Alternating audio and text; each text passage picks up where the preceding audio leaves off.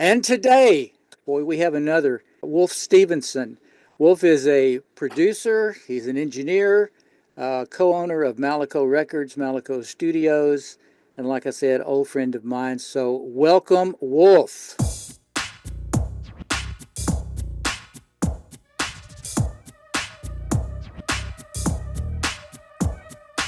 Hello, my name is Danny Jones. I am the EntreMusician, and so are you. I'm thrilled to bring in my old friend today from going back years and years and years and years. And so welcome, Wolf. Glad to be here. Man, it's always, it's good to see you. Actually, it's probably the first time we've seen each other, Yeah, right. in quite a number of years. Of course, we go back before either one of us had gray hair, but Our we'll, glasses. or glasses. No kidding. That's all right. I only wear these when I want to see. So it's okay. Yeah. Okay, well, I was thinking about things that we could talk about. Of course, you and I talk, fairly often, and Yeah, we can go down all kinds of roads. We could make this about, 4 or 5 hours long, which we won't. absolutely. Yes, Uh, sir. okay, so you're in Jackson, Mississippi. Are you from Mississippi originally? Yes, I am. A little small town south of here, about 90 miles. Grew up in Columbia, Mississippi. Went to the University of Mississippi in 62. Graduated 66 and moved to Jackson in 1966 and been here ever since. Okay, so, and I know some about your history and Malaco's, but an awful lot I don't. Um, you and Tommy Couch Sr., you were at Ole Miss together? We were both in the School of Pharmacy, believe that or not, and both in the same fraternity. In fact, Tommy was in the Pi Kappa Alpha fraternity when my first year up there. He was already a member, and uh, he and some other friends of mine that were in the fraternity knew that I was up there and came invited me to join the fraternity or pledge the fraternity. And Tommy and I being in the same school of study, you know, became, for lack of anything else, something to talk about there. And and him, excuse me, and him being from the Muscle Shoals area, he knew all the guys at Muscle Shoals had grown up with him. You know, the original band members, studio players for Fame, and then later for their own studio, Muscle Shoals Sound. He knew those guys from younger, all the way from growing up. And then he also was booking their band, and I got interested in helping him with that, and so that's how our association started back in '62. So what, of course, I mean, you guys were around a little before me. I kind of came around a little bit later, but, booking bands back in those days, that was a very big deal. Oh yeah, And I played in bands, and I mean, I played Ole Miss. I played probably every major university in the South. oh yeah. And I mean that literally. Uh, but so what prompted getting into the studio business in Jackson, Mississippi?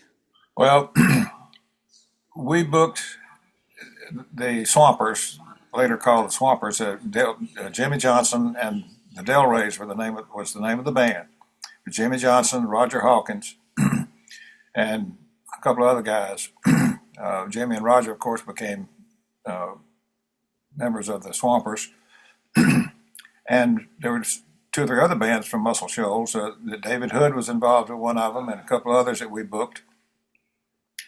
And it just one thing led to another, and then before long, we were booking bands all over the Southeast and just everywhere you can think of, and bringing in bands from the Carolinas. Uh, we prided ourselves at the Pike House on having the absolute best parties on campus. And we really did, because we always got information about really hot groups, maybe a little ahead of other folks. A lot of it because of Tommy's connection to the guys at Muscle Shoals. And then after that, Tommy is a year older than me, and was a year ahead of me. Was a year ahead of me in school, at university. He had transferred from at that time Florence State College, which is now University of North Alabama. He transferred to Ole Miss, and his credits all didn't work out with the requirements for pharmacy school, so he actually had to go in an additional semester my senior year. And so he left. He graduated before I did and moved to Jackson. His wife's family lived here, and he got a job in a drugstore in Jackson. Well, at the end of the next semester in 1966, graduated from Ole Miss on my first wedding anniversary, 6/5/66, and headed to Jackson. I had gotten a job by chance in Jackson, same place as Tommy. Had I not gotten a job in Jackson here, I have no idea what would have happened. Malaco probably would have already happened, but I wouldn't have been a part of it. Came to Jackson. The only people I knew here were Tommy Couch and his wife. So that got here and went to his house right off the bat to visit and get the lay of the land, and walked in and sat down and started talking. And one of the first things he said was, "Man, I want to open a recording studio in Jackson, Mississippi." And I said, "Man, are you crazy?" But he persevered. He and his brother-in-law, Mitchell Maloof,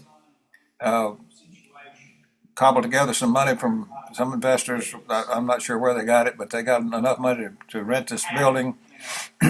And Tommy knew of my experience as being actually licensed electrician, working my way through high school and college, and got me to help him wire the building up.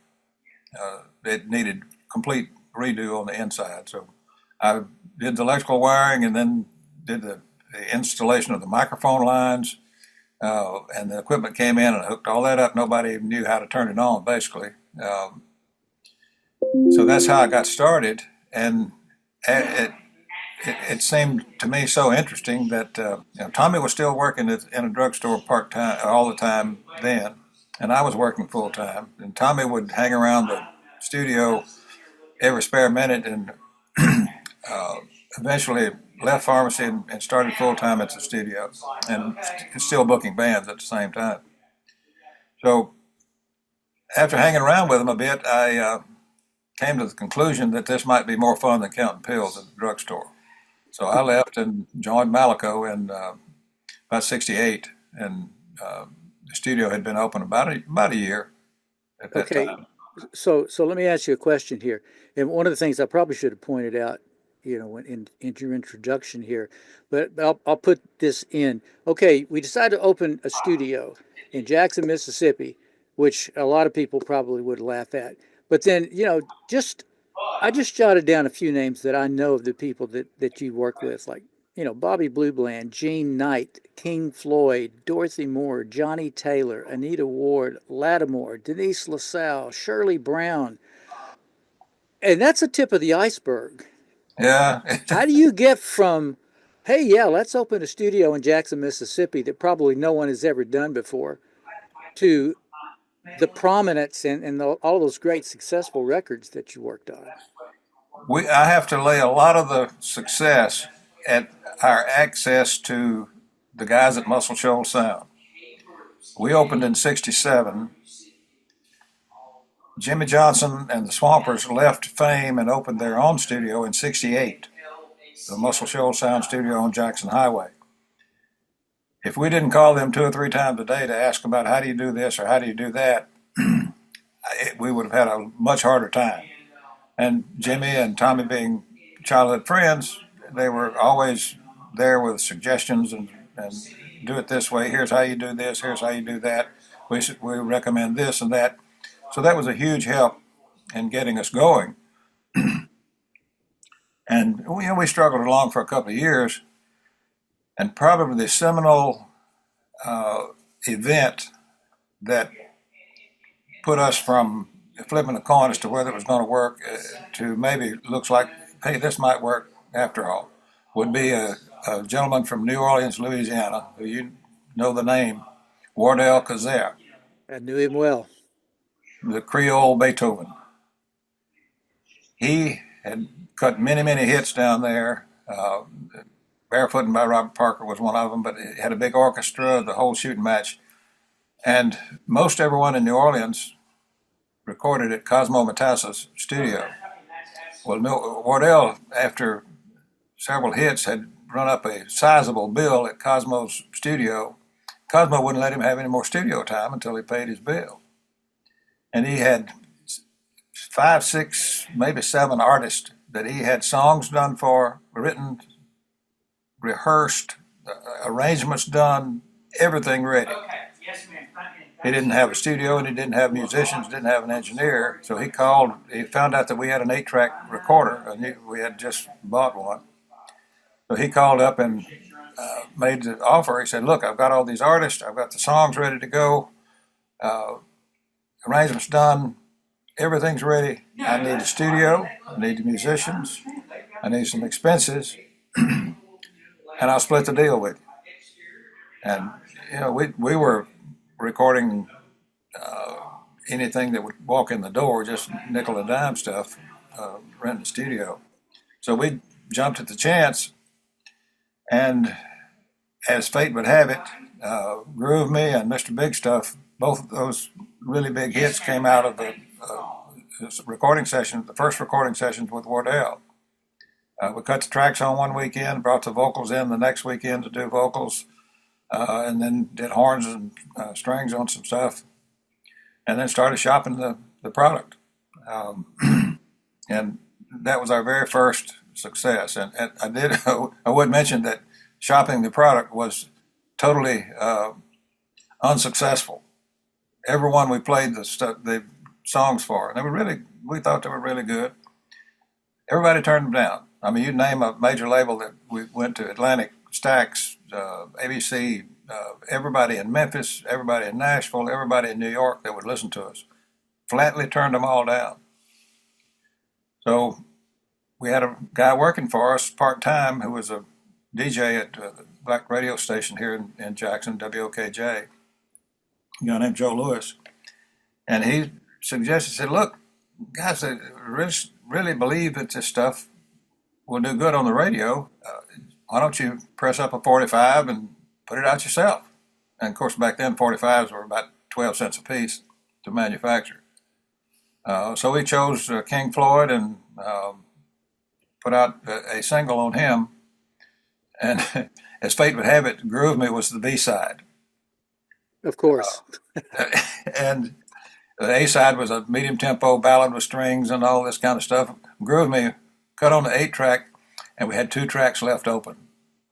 So it was easy to mix. It was 6 fingers. So we put it out, and King Floyd had been successful and was pretty well known around the New Orleans area, and had been out on the West Coast a bit, but he had not had a huge hit, but he's had records out before.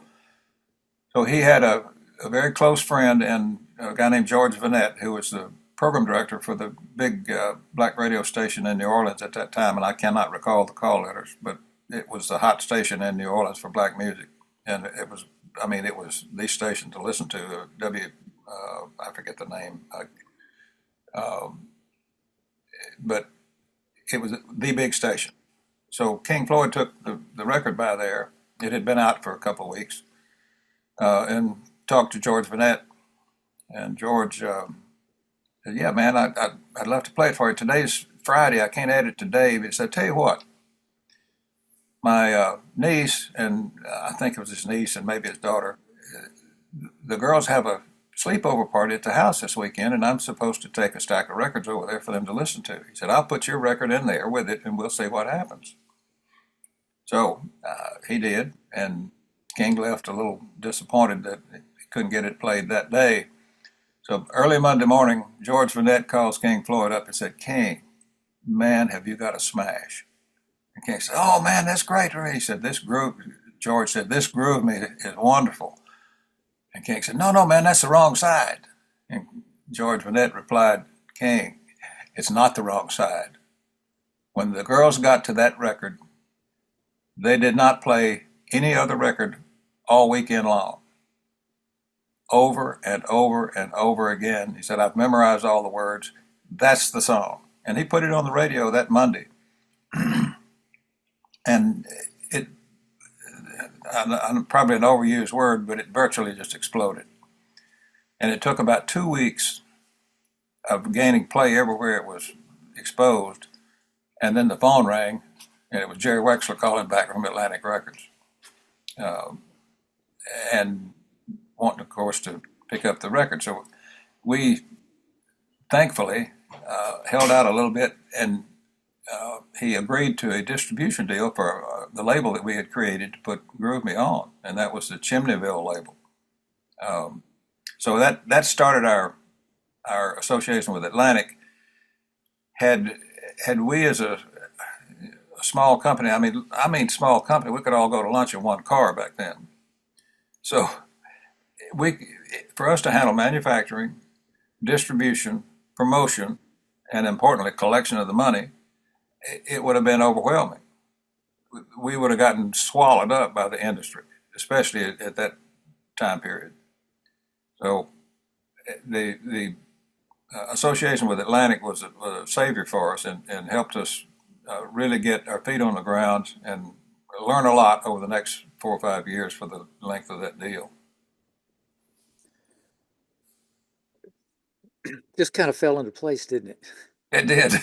And also, as a result of the success of Groove Me, the guys at Stax started hearing Groove Me on the radio.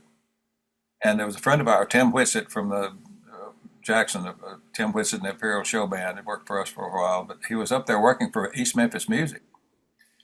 And one of the guys in there called him in and said, "Tim, is this Groove Me thing, is that one of the songs your guys brought by here?" And Tim said, "Yep, sure is." And he said, "Tim, didn't they have some more songs in that bag?" He said, "They sure did." And he asked him, "Tim, any hits in there?" He said, "Yep, sure is." And he said, "Which one?" And Tim immediately answered, "Mr. Big Stuff." So Stax called up, made a deal with them to release that, and they put it out. And I hate to say it exploded again right behind Groove Me. It was almost a year behind it, though. But it too did. went crazy. It was, both of those songs were, I don't know if anybody but Wardell Quezergue could have come up with that. I mean, he had every note that the musicians played in his head. He knew exactly how it was supposed to be. They wrote down a little chord chart, but the accents and all this stuff, he had it all laid out. He was just an unbelievable guy. And our success goes back to him. I worked with Wardell a lot in New Orleans. Yeah. And yeah, he was brilliant. You know, and a nicest guy you'd ever want. Absolutely. Called everybody Buck. "Hey, Buck, how you doing, Buck?" Yeah. Yeah. His son George played tambourine on most of the stuff we cut. Wardell was just, we were sitting, I'll give you a little story. We were working on, I don't remember what song or whatever, something of the stuff that we were working on adding horns to the tracks. And we were sitting in the control room, and I was engineering, and the horn players were all out there, and Wardell had written the charts. While we were recording this song, he's over here at the producer's desk right by me with some scoring sheets, and he's constantly writing on this scoring paper. And we were recording the horns, and he'd say, hey, Buck, back up a few bars to punch in right there at that quarter note rest. So I'd do that, and here they'd go, and then he'd go back to writing again. And finally, I couldn't stand it any longer, and I said, Wardell, I said, what are you doing? He said, "Oh, Buck, I'm writing a chart for the next song." And I was speechless. I said, Wardell, you're listening to this song, paying attention to the horn parts. You don't have a piano. It's all in your head, and you're writing the charts for the next song while we're doing this song. "Oh, yeah, Buck, I want them to be fresh when we start recording." Never seen anybody else do that. I understand that Harry Connick Jr. could do it, and there may be others that could, but to me, that was unbelievable. Wardell would absolutely spoil you. Oh, yeah. Because he was so good, so fast. Yeah. That then when because I remember having another friend who was an arranger, and it like took him forever to get the charts. And I had told him about Wardell, and this was like an old friend of mine, Yeah, who was an arranger. I mean, we've been friends since we were kids, so we could talk. This wasn't just the professional association. And he said, "Look, I'm not Wardell. I can't do this." Wardell told me one time that because he would get hired to be a copyist, yeah, back before all this computer stuff, you'd have to have people copy all the parts absolutely. out. Right. And somebody hired him, and he was in a hotel room, and he said he'd finished everything, and the guy came in and saw that Wardell wasn't working. He said, man, he started chewing him out. Man, I got to have these. And he said, oh, they're all done. And he said the guy just was taken back, and he said, you did all of it? He said, oh yeah, here they are. They're all done. Absolutely. He was a whiz. An unbelievable guy. Yeah, I'm going to interject something in here. I mean, as you know, I've done a few projects that for Malaco Yeah, and Malaco artists, with you and with Tommy, senior and junior. yep. Um, but as I look, and I actually have, and it doesn't show up very well. I'm going to put it up here anyway. But this wonderful book that you sent me back Oh yeah. some time ago. I'm trying to get this where you can see it. He's not in here. Sorry. Malaco, the Last Soul Company. That's Yes, that's sir. the best I can do. But as I read it, and of course, what I already know from my years in Memphis and in New Orleans. I mean, half the people in there, I knew and worked with, friends. Wardell, for one. Uh, I used to do well, and of course, all the Memphis guys.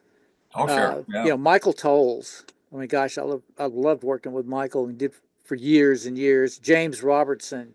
Yeah, the Memphis guys were our crew, our core rhythm section for a long time. Now, the Long, first long. time that I think I remember working on anything that you worked on was on Irma Thomas, Yeah. who was, a New Orleans artist, and John Fred was Yep. producing. Absolutely. Yeah. And he brought these tracks. He brought me. I ended up doing an album with her, but some of the things were cut in Muscle Shoals. A lot of things were cut in Jackson. But he brought this song called "Safe with Me." Yeah. I don't know if you remember that one, Yep. but I just thought because he bring me the multi tracks. Irma did her vocals. This was when I was at CSAINT, Yeah. and then John and I would mix it there.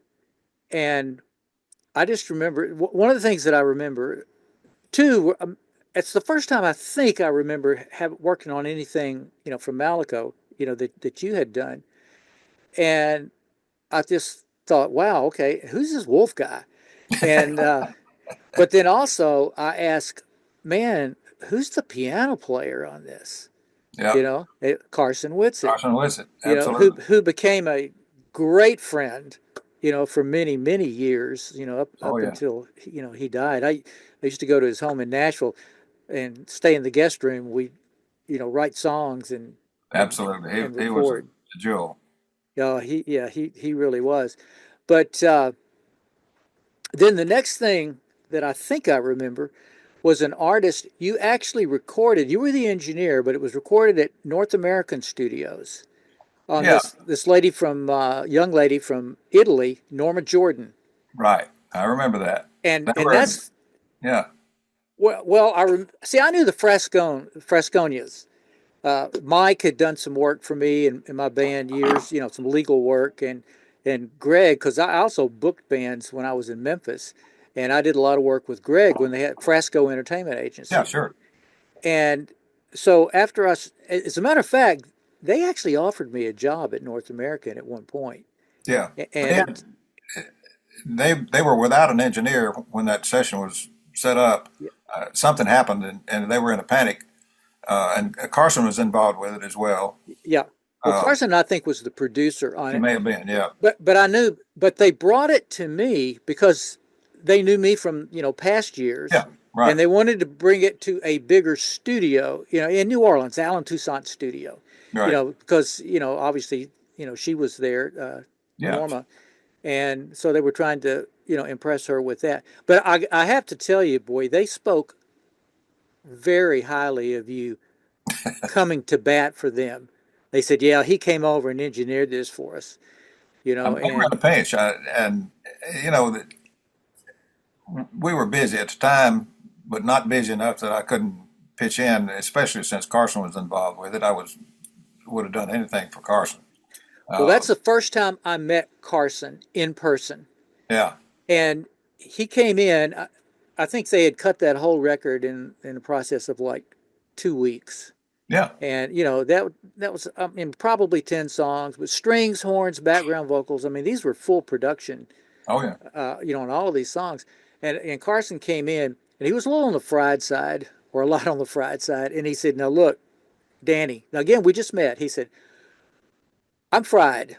I've just spent 2 weeks in the studio. He said, yeah. listen, with all of this, he said, if you hear anything, you have any suggestions, please feel free, Oh yeah, to speak up. And what happened that first time, it would be like, well, what if we did this? And I'm generalizing now about things that happened. Well, what if we did this to that? And he said, oh, cool, yeah, that I'd like that, yeah. And also, then what if we did that to that? And it oh and yeah. it It just just worked. Now I don't know absolutely. if you know, but we had a top 5 record in Italy. Wow. They sent me the charts. Of course, it's all in Italian, but I could read Yeah. the song titles, and it said number 5, and it was like Michael Jackson and big artists Oh of yeah. that Absolutely. that time. Right. And then I ran into a guy. I had heard about this bass player from Baton Rouge named Julius Farmer. Mhm. And Baton Rouge was famous for like 3 bass players: Julius Farmer, who had moved to Italy, uh, Harold Cowart, who was part of that Criteria group down there. He played on all the Andy Gibb records, some of the Bee Yep. Gees, and who's the guy that was on? He's a big famous guy now because he was on that one of those big shows you go on, and uh, I can't believe I'm I drawing. can't think of his name now. It's not America's Got Talent. It's not The Voice. What was the first one? Yeah, we'll never forget old what's his name. Anyway, he's one of the judges there, I got you. but he's a very famous, bass player. Did things with Michael Waldron, Yep. uh, and but they always said Julius was like the top guy. Well, I finally met him years later, and I knew he had been in Italy, and I asked him. I said, "Were you familiar with an artist named Norma Jordan?" He said, "Oh yeah, yeah." And I mentioned a record, and he said, "Oh, that was a huge hit in Italy, huge hit." So one of our first records together, we had a. I didn't know if you knew that or not. I did not. I didn't realize it was that big of a hit. Yeah, but uh, It was but fun doing it. I mean, they were just ready to go, and I forget what happened with the engineer, but they were in a panic. Carson was in a panic, and I said, Carson, relax, I'll take care of it. yeah. So Well, I can it worked out. again, and I'm going to repeat myself, but boy, they spoke very, very highly about you. Your ears had to have been burning because, man, they were singing your praises, not only for the quality of the work, but the fact that you came in and bailed them out. Well, I was, I would be crazy to not find myself in the same situation sometimes. So I was pleased to put it out there and knowing that they would reciprocate if I needed some help. Yeah. Well, and I do see that in our industry. Yeah. It doesn't always happen, but Oh, but it but it happened to me. does. Happened to me again at Muscle Shoals after '85 when we bought Muscle Shoals. After not long after we bought the studio from the Swampers, uh, Jimmy Johnson was working on some project. I forget now what. And Steve Milton was the engineer. And Jimmy called me in a panic. And man, I said, Steve's sick, man. And the people are here.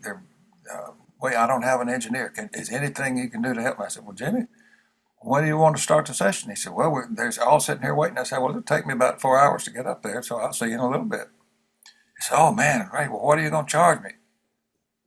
I said, I'm not going to charge you anything. It's our studio, so I'm just going to come help you out.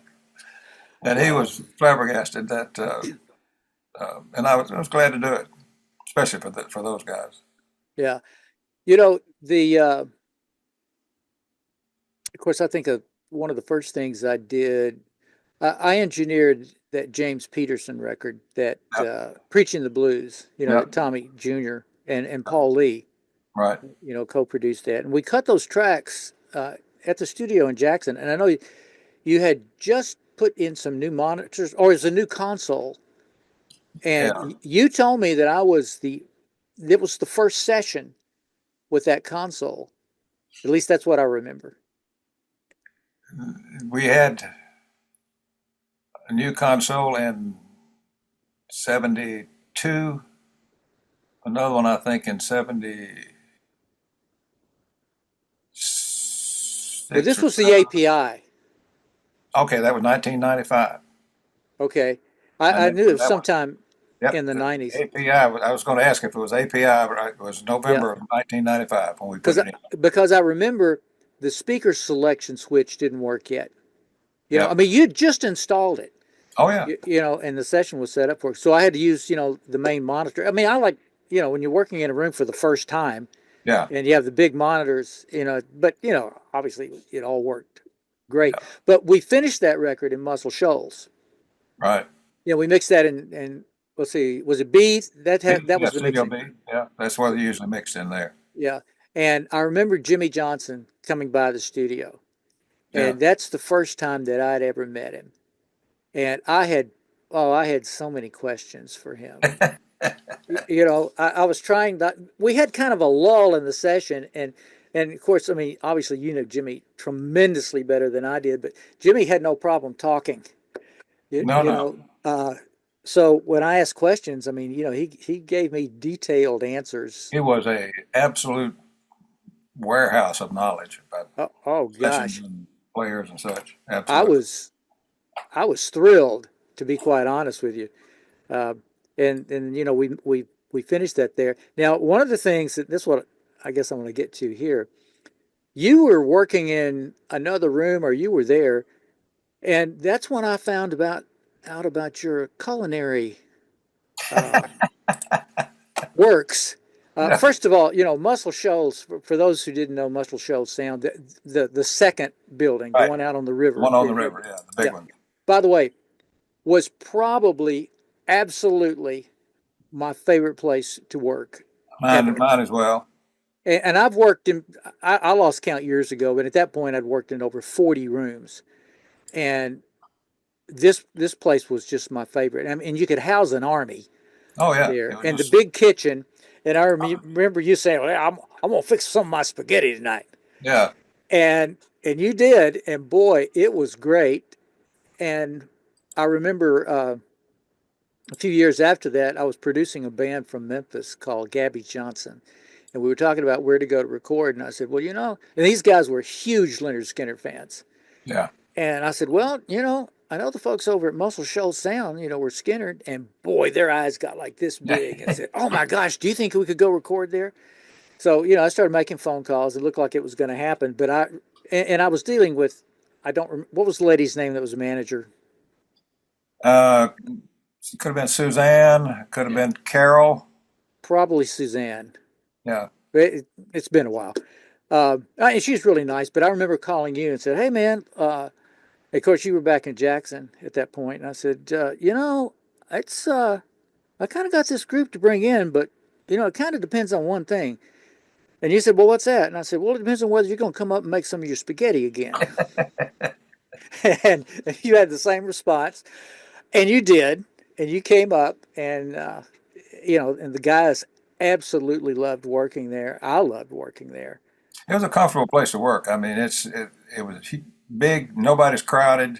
I mean, you could walk around and get off to yourself and do whatever you need to do. Well, walk out the front door, and Yeah. not that many steps, and there's the Tennessee There's River. Tennessee River. There's plenty of place to walk for exercise. Walk up and down the riverfront. Great place. I mean, I hated to leave it. Well, I hated for you to leave it because, and Steve Dewar. Yeah. We'll talk about him for just a moment. I had first met him in Memphis back in probably the late '80s and maybe into the '90s when he was doing some rooms there. He's a studio designer, acoustician, whatever Yeah, title he goes by. absolutely. And and then I didn't see him for like a whole lot of years, and I saw him here in Texas.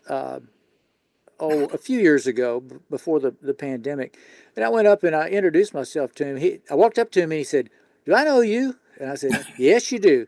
And but I reintroduced myself and we talked about this, and we were just talking about studios. And I said, "Well, my two favorite places to work, the easiest places to mix," I said, was Muscle Shoals Sound and Woodland Sound Studios Yeah. in Nashville.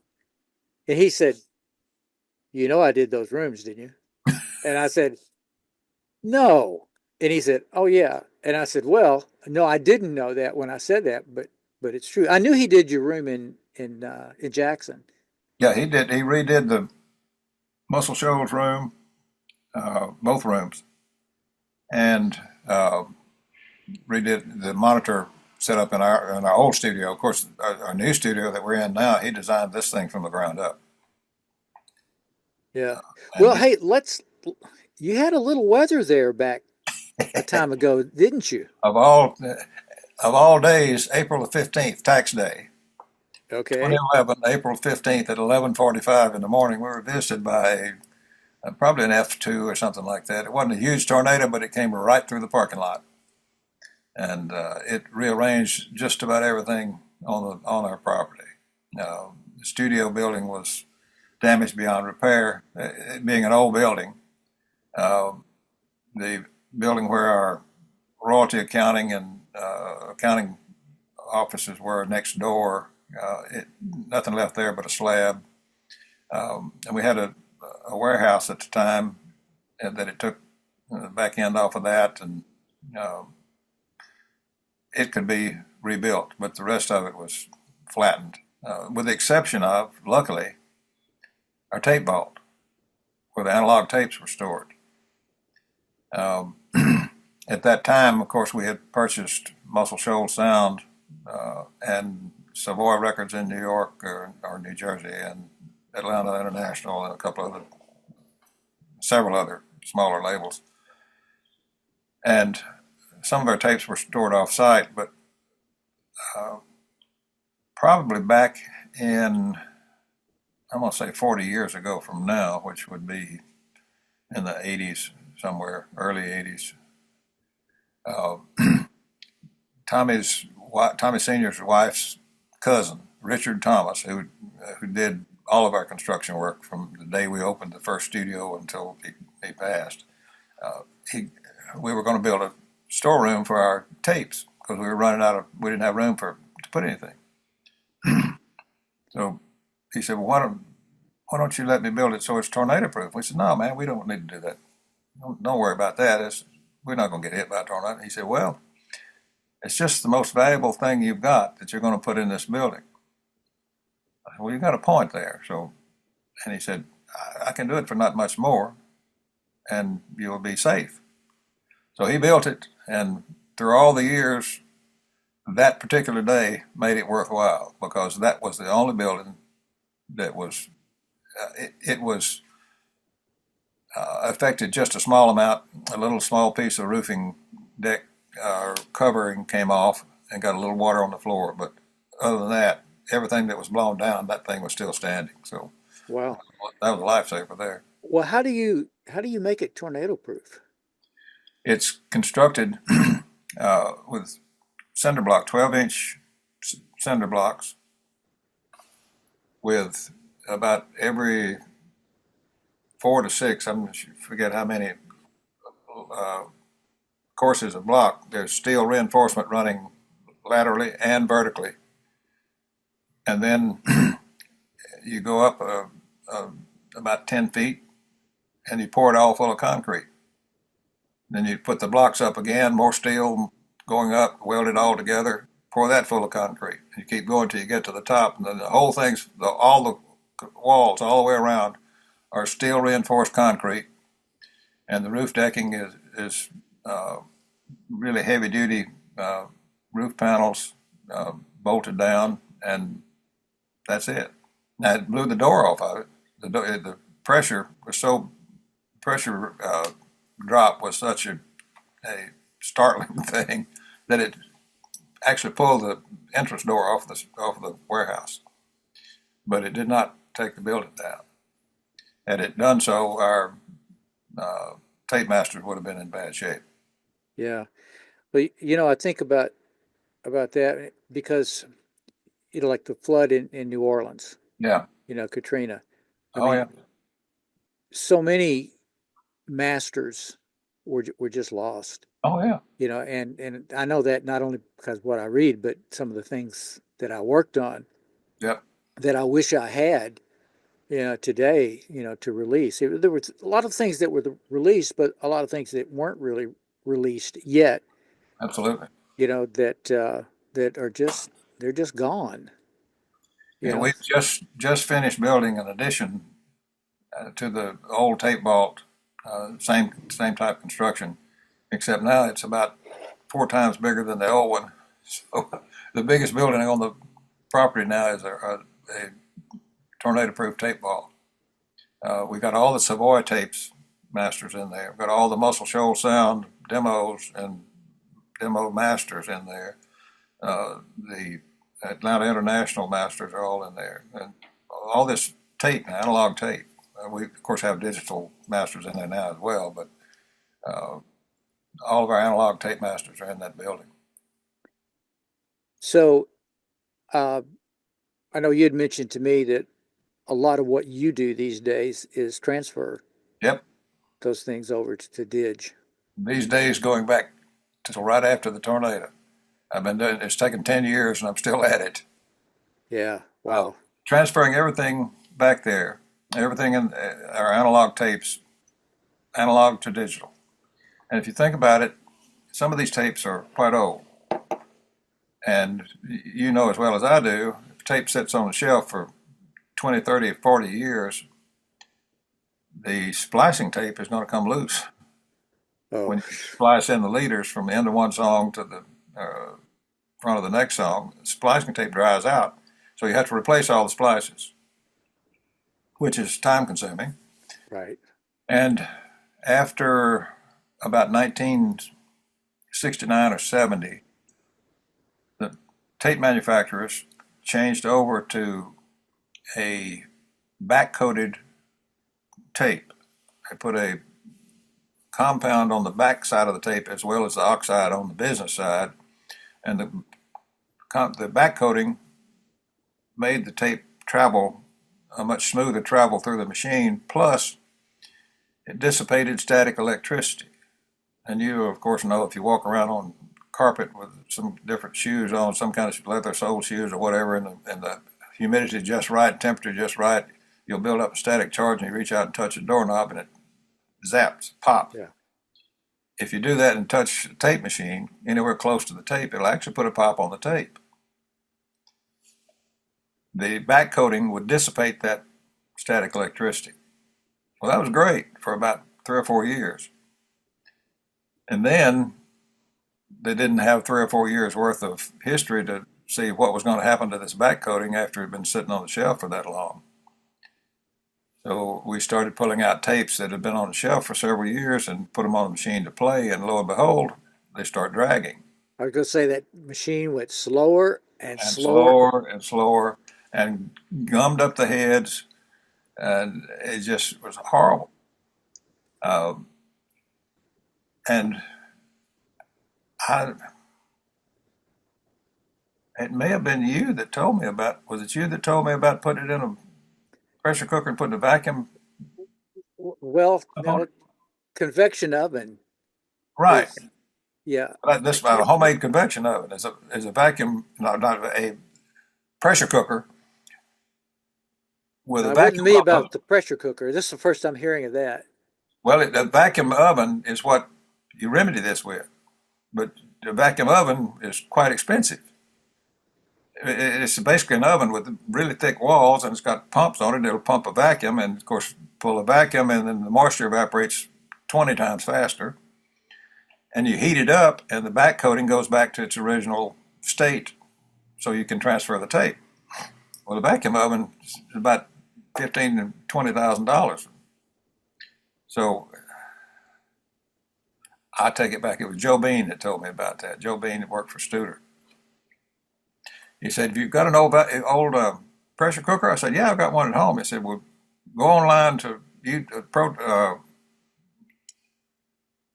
go to your online and look for a vacuum pump, a little small vacuum pump." And he said, "You take the fitting off the top of the pressure cooker and hook the vacuum tube to it, turn on the pump, pull a vacuum, and sit it on top of a hot plate or warming plate, and it'll work the same thing as a vacuum oven." Well, I had a little small pressure cooker at home, so I converted that and used that for a while because I never did do but 2 or 3 at a time. But once we started having to transfer all the analog tapes to digital back and started in about 2013, there were too many. I couldn't use the little small pressure cooker, so I went and bought 3 44-quart pressure cookers just like my grandmama had, which would hold 10 or 12 tapes with the spacers between them. I eventually cut down the number of tapes we'd put in there. When you put the tapes in, put the lid on, change the fittings on top where I had a vacuum gauge rather than a pressure gauge, and a fitting to hook up a vacuum pump. Put them in there, set it on a commercial plate warmer, which cost about $75. The converted vacuum pump, vacuum chamber with pressure cooker cost about $350. So for $450, $500, I had a vacuum oven that would do the same thing as a $15,000 to $20,000 vacuum oven. Is that still how you do that? Yeah, I have 3 of them now. Wow. This is the first I've heard of that. Everyone's talked about convection ovens. I remember the first You time can do it with convection oven, but the thing about it, if you've been through high school, at least most people know that the higher you go in elevation, the quicker moisture evaporates, which means you're going to a lower pressure. If you lower the atmospheric pressure or the pressure on anything, water will evaporate a whole lot quicker. If you go up in the mountains and take out a slice of loaf bread, excuse me, leave it on a table for 10 minutes and it turns into toast because all the moisture is evaporated. So if you put the tapes in the converted pressure cooker, which is now a vacuum chamber, hook the vacuum pump up, pull a vacuum, about 20 inches of vacuum on it, set the whole thing down on a commercial plate warmer and heat it up to about 120 degrees and leave it for about 24 hours, sometimes longer. It will get the moisture out of the tapes, plus the back coating will revert back to its original state for a certain period of time. Usually they'll revert back to being sticky over several months. That's how we've been doing it for over 10 years. Wow. I'm impressed. I didn't know that. The first time someone said, "Oh yeah, we bake our tapes and put them in an oven." Of course, my first thought is, "What? Are you crazy?" Yeah. But then, they explain what this is all about. And I've had to do it. I remember the first time I put one of those tapes on and it just, it slowed down to nothing. And I spent a lot of time and a lot of Q-tips Cleaning the heads. Cleaning everything, the heads, the rollers. Everything. Yeah. It was. I'm the largest purchaser of Q-tips in the state of Mississippi.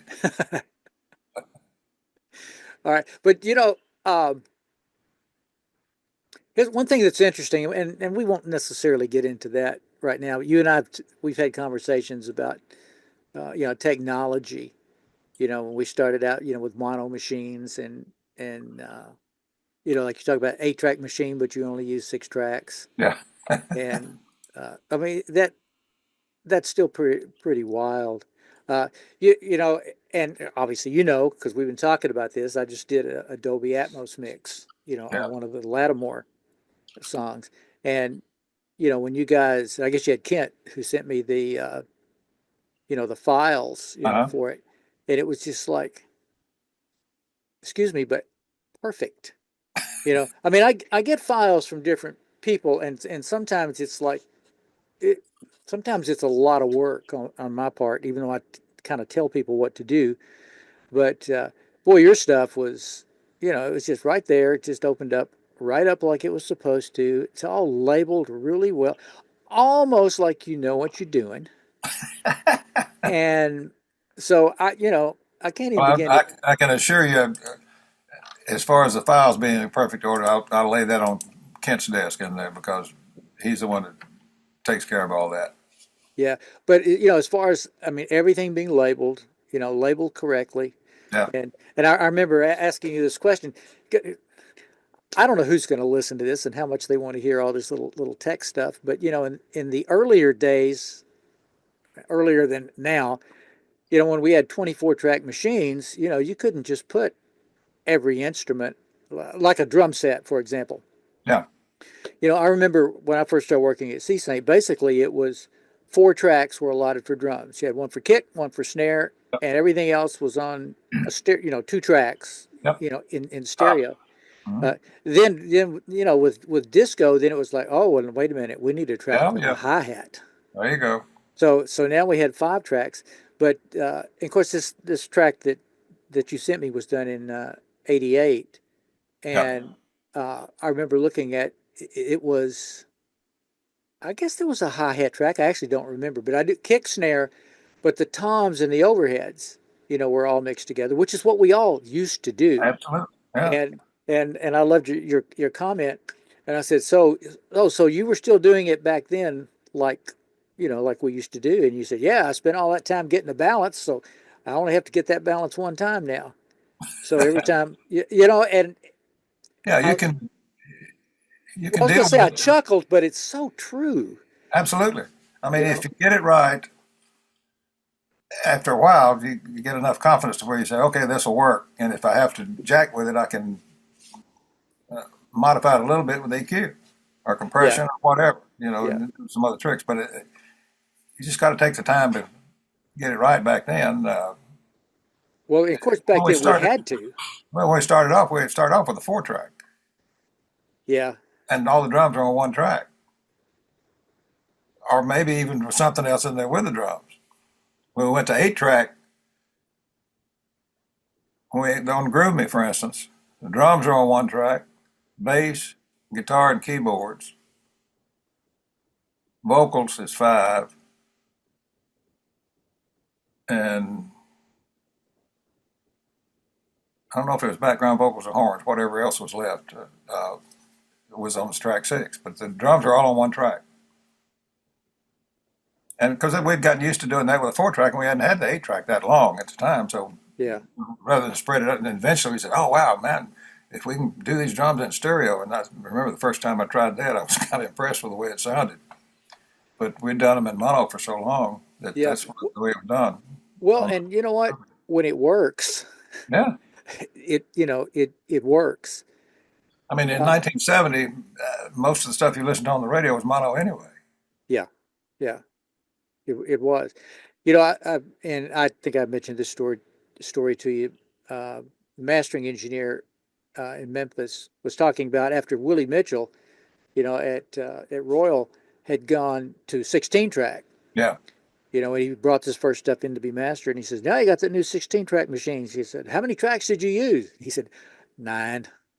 you know, I understand that perfectly. well, actually, I do too. Uh, some of the people used to go crazy when we had 24 tracks. Oh, we got more tracks. What can we put on here? Exactly. Oh, let's put clavinet. Oh, let's put this. Let's put that. And it's like, wait a minute. What about the song? Exactly right. So, I mean, you got to know when to stop. Yeah. I had this, and I'll kind of bring us up to date, and maybe we can go ahead and end this for today. But I had a guy come up to me in New Orleans just a couple of years ago at a Grammy thing, and it was with David Farrell, was an engineer in New Orleans who I've known for many years, and like all of us, been around for a while. And this guy comes up and he says, "Well, hey, I just need to know one question. He's, what do you think is better, analog or digital?" And I'm thinking, I haven't heard that question in what, Yeah, 20 years? at least. And I just looked at him and I said, well, let me put it to you like this. I have a Dolby Atmos mixing room. And he said, oh, never mind. And literally, he just turned and walked away. Yeah, I mean, it's at some point there are things you can do with the digital. The Atmos is a great example that you just can't do with analog. Right, right. You know, if I had my druthers, I'd probably do both.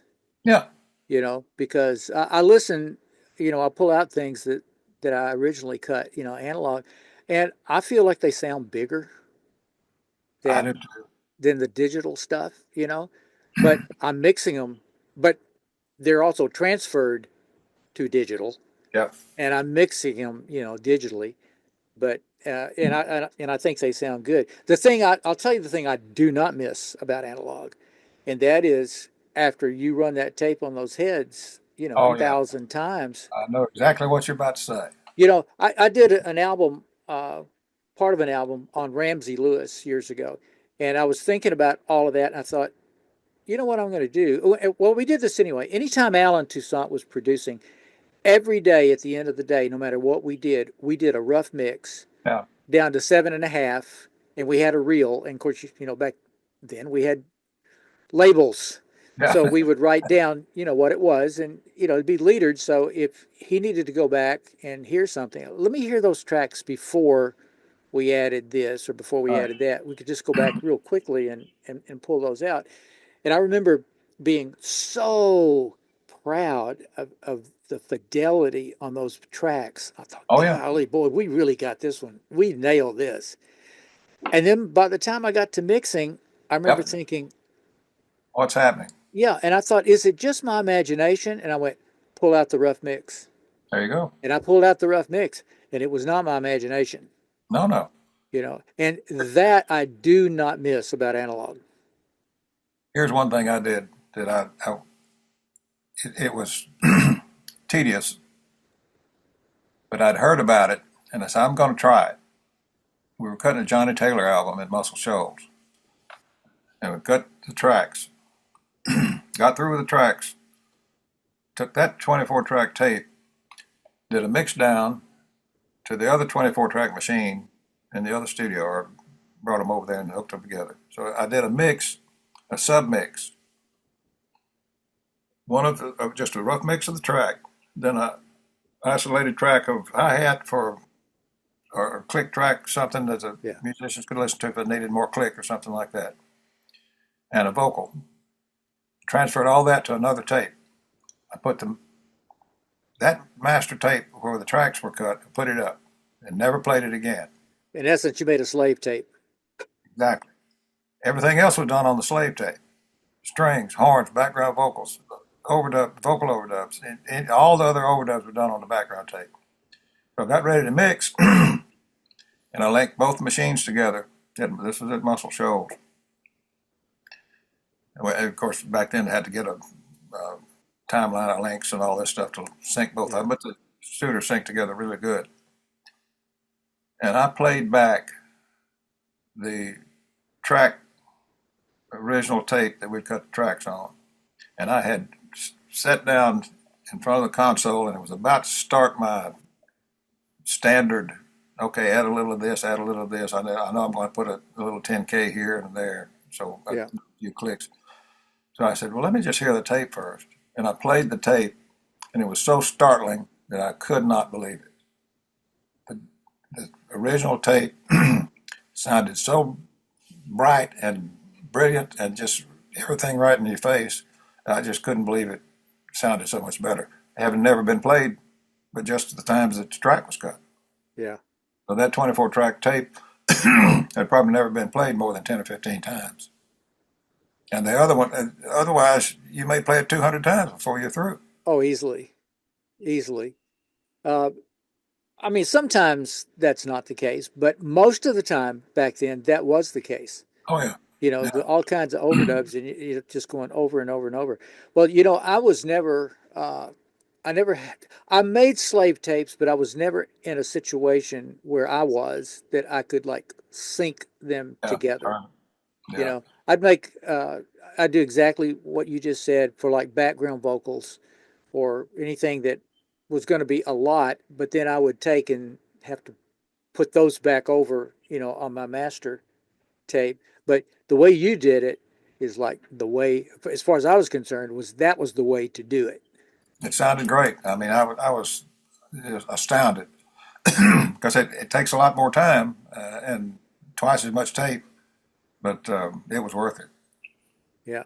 Hey, one more thing I want to say, and I thought about, should I say this or not?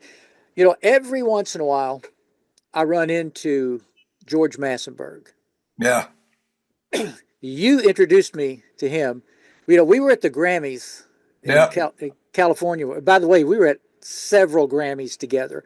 Right. Those are almost, well, I may talk about this a little bit. One in particular I'll bring up in a minute. Go ahead. Okay. But you had just, pardon me, purchased those automation systems from him. Yeah.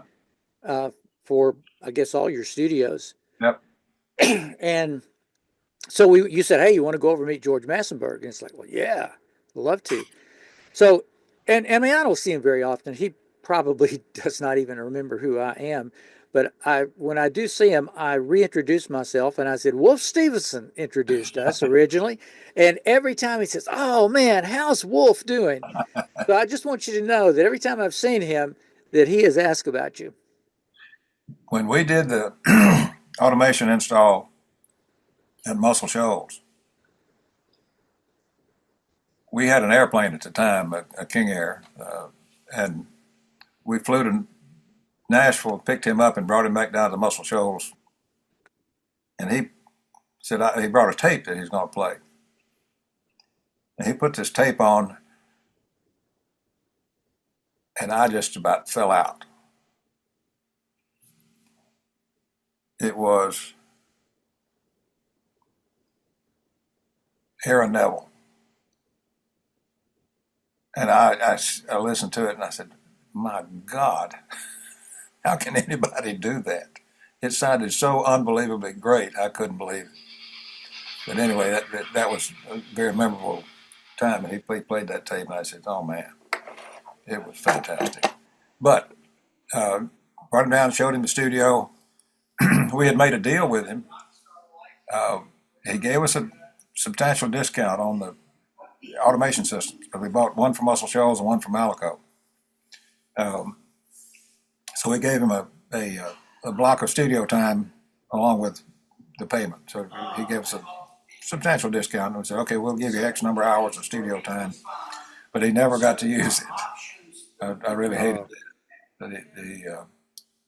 He was still doing a good bit of stuff at the time. But that Aaron Neville stuff that he did, I just couldn't believe that. You just talk about the overall fidelity? Oh, yeah. The production, the whole shooting. Yeah, well, he's one of those guys. Yep. Look, one of those, for sure. Yeah. One other thing I wanted to bring up, and this is something that just always pops in my mind. You and I were in Memphis doing a vocal overdub on Bobby Blue Bland. Right, I remember that. Cut the tracks in Muscle Shoals. And we were sitting there getting the mix up or whatever, and started listening to the drum track. And all of a sudden, you brought it up. I think he said, what in the hell is Roger Hawkins doing with that bass drum? He said, you can't do that. You said that. You said, you can't do that on a bass drum. And I said, well, there it is. I don't know how he did it, but I'll find out. And I don't remember how long later it was.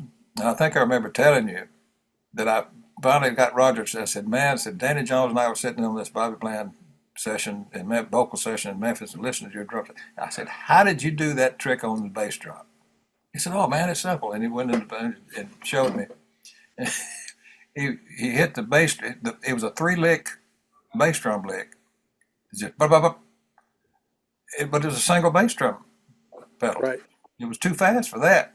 I said, how did you do it? He said, oh, I stick my hand down there with a drumstick in it and hit it with my foot once and the drumstick right behind that and then the foot again. I said, how did you figure that out? You remember that? All right, very well, because you're right. I went, what?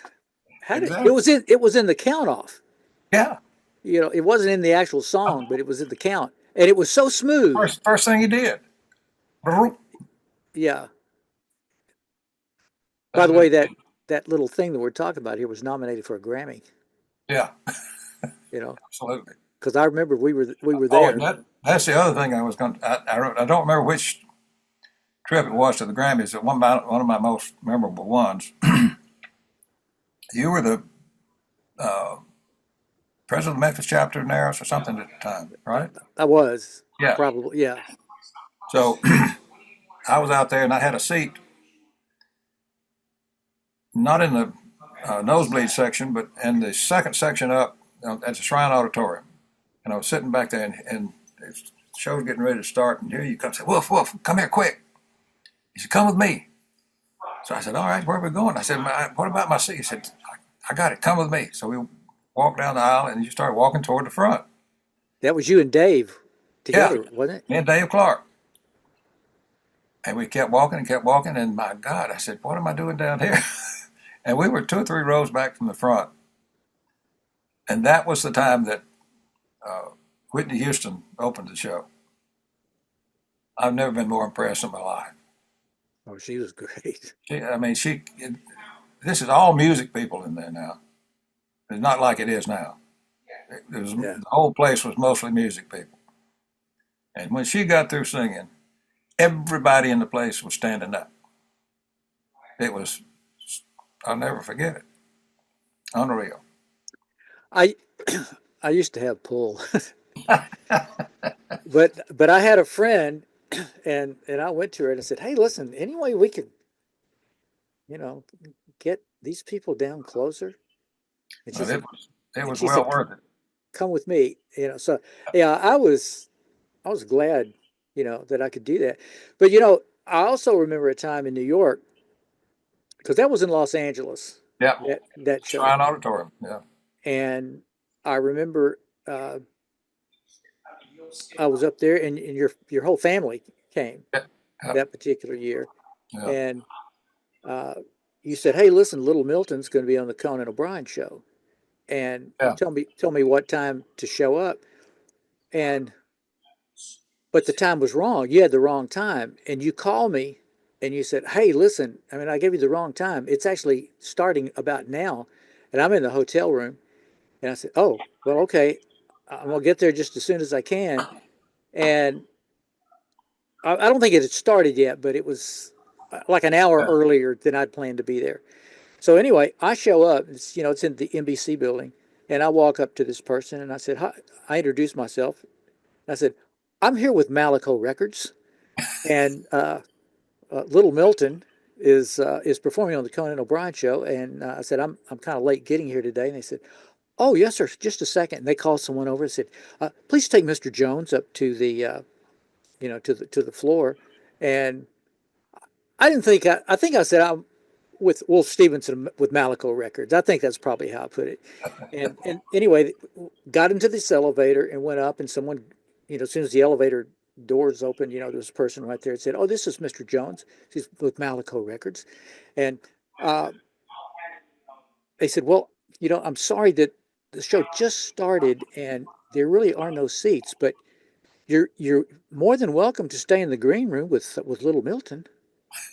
And I'm thinking, "Oh, I think I can handle this." I said, "Oh, that'd be great."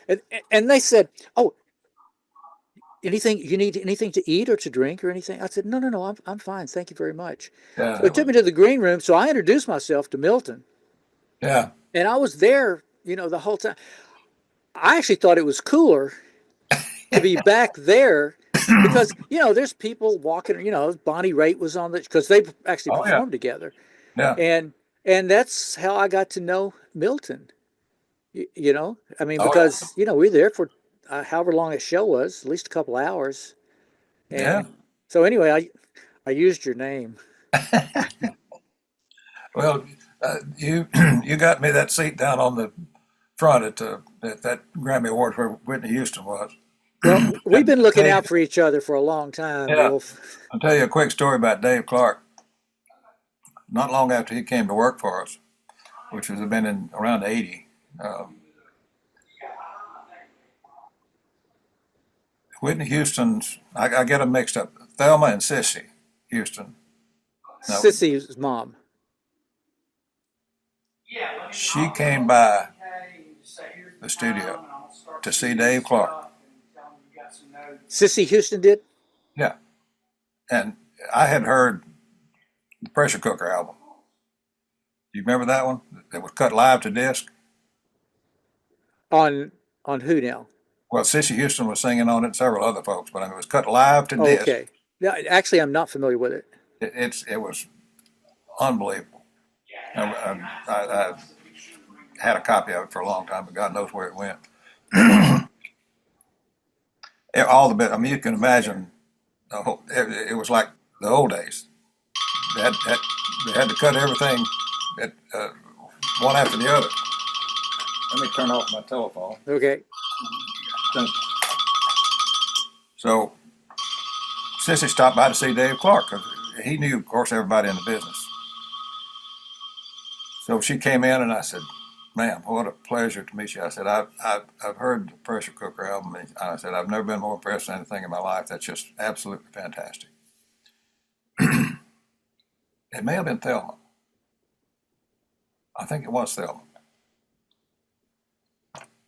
So she said, I said, well, can't you stay a while? She said, "No, my niece is out in the car and we're going so-and-so. And what I said, bring her on in. I said, "Well, no, we're kind of in a hurry and such. And I've talked to Dave and we're going to hit the road." Her niece in the car was Whitney Houston, just a teenager. Well, my Whitney Houston story, besides just seeing her and being a huge fan, I was introduced to someone years ago, and they were mentioning a bunch of people that I'd worked with, and they mentioned Whitney Houston. And I said, "Whoa." I said, "I never worked with Whitney Houston." "Well, yes, you have." I said, "I think I would remember if I did." And they said, "No, no, no." I said, "Well, what record are you talking about?" She said, "The Neville Brothers." And then it's like, oh, that's right. She and her mother and one other person were background singers Yeah. that they did. And Wardell did a lot of arranging Yeah. on that record as well. And it's like, that's right. Whitney and I are on the same record.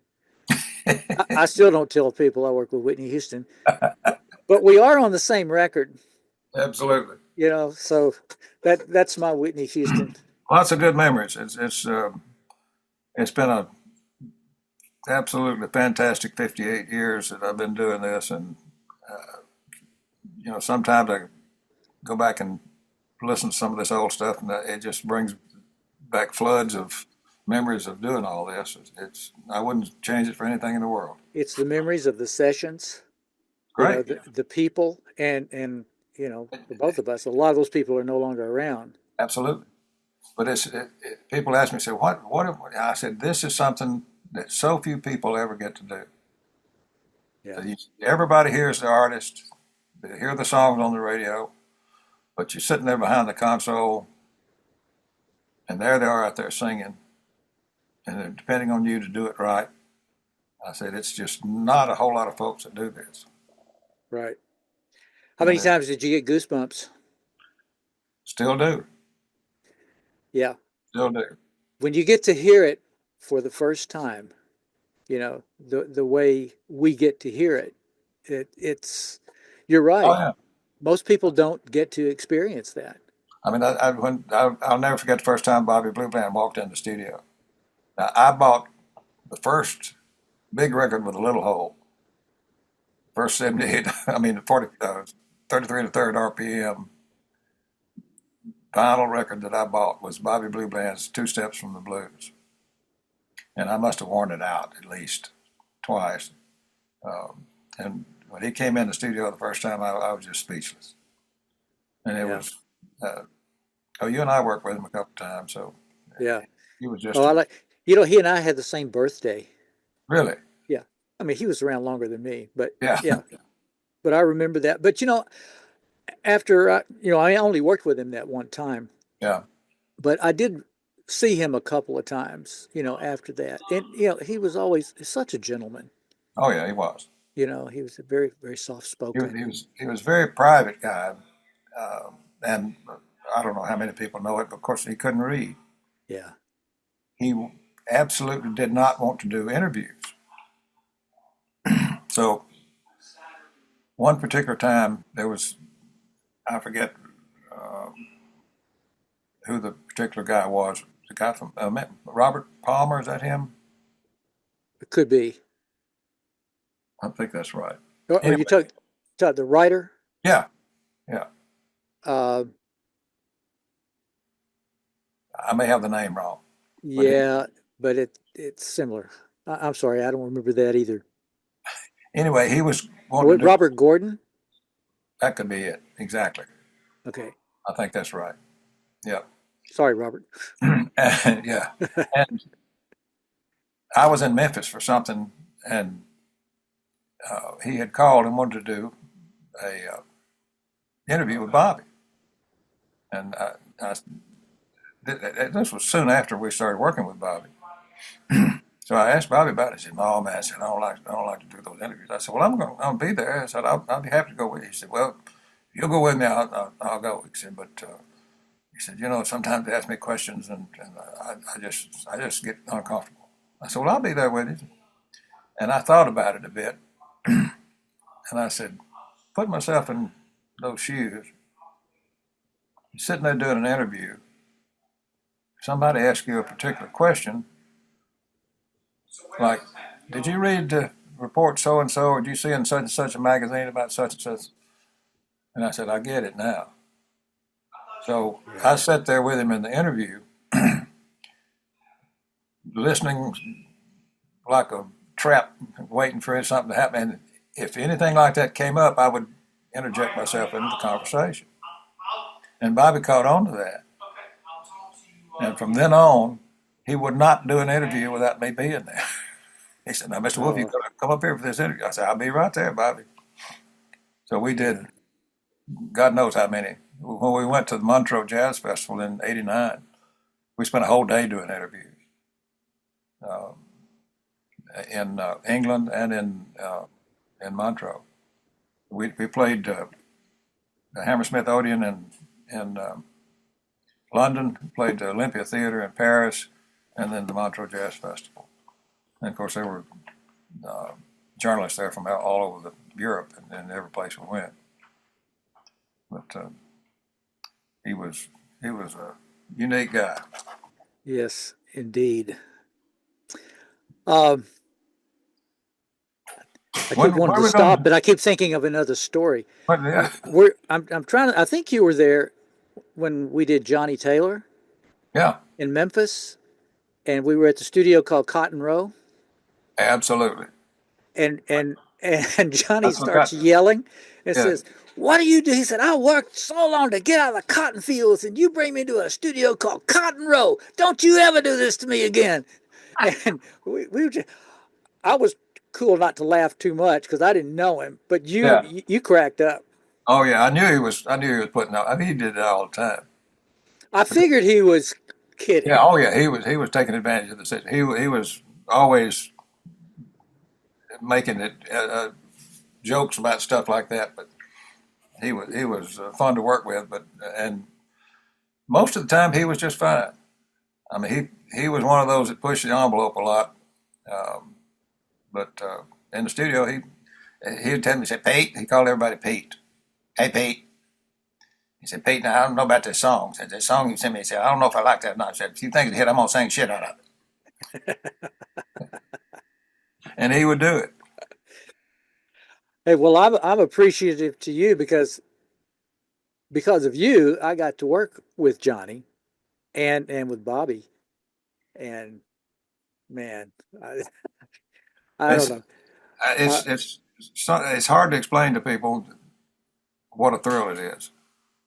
Yeah, I don't know if anybody can, but I don't know if anybody really feels it like you and I do, or engineers do.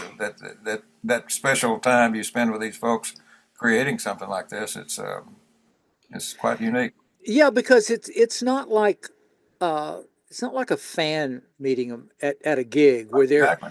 they're in. There's a certain attitude in part of it when you're performing. They're exposed and they trust you. Yes. Yes. And they know that I can screw up something and make them look bad. And when they understand that I'm doing the best I can to bring something to fruition, it makes it worthwhile. Yeah. I tell you what, I can't imagine. I mean, I feel in a word, what two words? Thankful and blessed. Yeah, You know, to absolutely. get to be able to work with, the number of people that actually, both of us, have been able to work with, and it really is it's a different level of communication. Absolutely is. It's respect, it's friendship. I mean, if you work with someone enough Yeah. and trust, like you say. People ask me quite often and say, "Well, how was it working with so and so?" And I think for a second. I said, "Well, it's hard to explain because I don't know if you could ever understand it without being there, without doing this. Yeah. It's so special that very few people get to see it." Yeah. We're a couple of blessed guys. Absolutely, I love it. Hey, I could listen. look at it this way: I could still be in a damn drugstore counting pills. Well, I guess that's true. That's true. Well, listen, you and I are obviously going to have other conversations, but I think at this point we'll probably close this one out. All right, But let me just do my little ending thing here. So sure. if you can hang on just a second. All right. But let me also say this, man. I can't tell you how much I appreciate this. I I've mean, enjoyed it every second of it. oh boy, me too. And we're going to continue other conversations on this. We'll do it for sure. But so anyway, here's my little ending here. So everyone who's listened to this, I hope you enjoyed this conversation, and we'll be coming back to you with some other great interviews in the future. So keep eyes and ears open. Again, my name is Danny Jones. I am the EntreMusician, and so are you.